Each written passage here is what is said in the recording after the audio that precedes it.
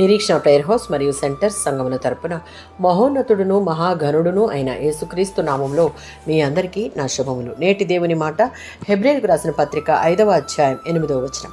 ఆయన తాను పొందిన శ్రమల వలన విధేయతను నేర్చుకొనెను.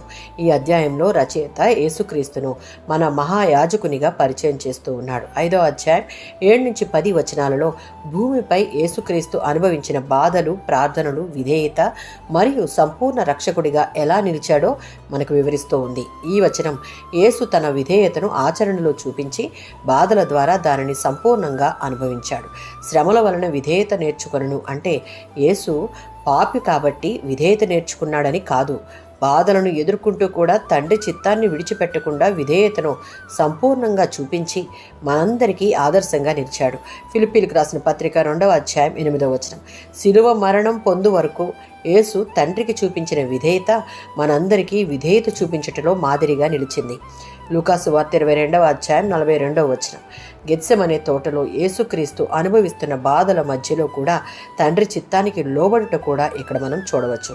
యోహాను సువార్త 6వ అధ్యాయం 38వ వచనం. క్రీస్తే స్వయంగా నా చిత్తం చేయుటకు కాదు, నన్ను పంపిన వాని చిత్తము చేయుటకే నేను వచ్చితిని అని చెప్పడం మనం చూడవచ్చు. మొదటి పేతురు పత్రిక 2వ అధ్యాయం 21-23 వచనాలు. క్రీస్తు తాను పొందిన శ్రమలలో ఆయన చూపిన సహనంతో మనకు ఆదర్శంగా నిలిచాడు. దేవుని పిల్లల జీవితంలో శ్రమలు వ్యర్థం కావు. శ్రమలు మన విశ్వాసాన్ని, విధేయతను, సహనాన్ని పెంపొందిస్తాయి. పరిస్థితులు కష్టంగా ఉన్నప్పుడు కూడా దేవునిపై నమ్మకం కోల్పోవద్దు. మనలో ఉన్న విధేయత మనం అనుభవించే శ్రమల కాలంలో పరీక్షించబడుతుంది. శ్రమలు మన ఆత్మీయ ఎదుగుదలకు దేవుడు ఉపయోగిస్తాడు. విశ్వాస జీవితంలో విధేయత అనేది మాటల్లో కాదు, శ్రమల మధ్య దేవుని చిత్తాన్ని ఎన్నుకోవడంలో కనిపిస్తుంది. ఆమేన్.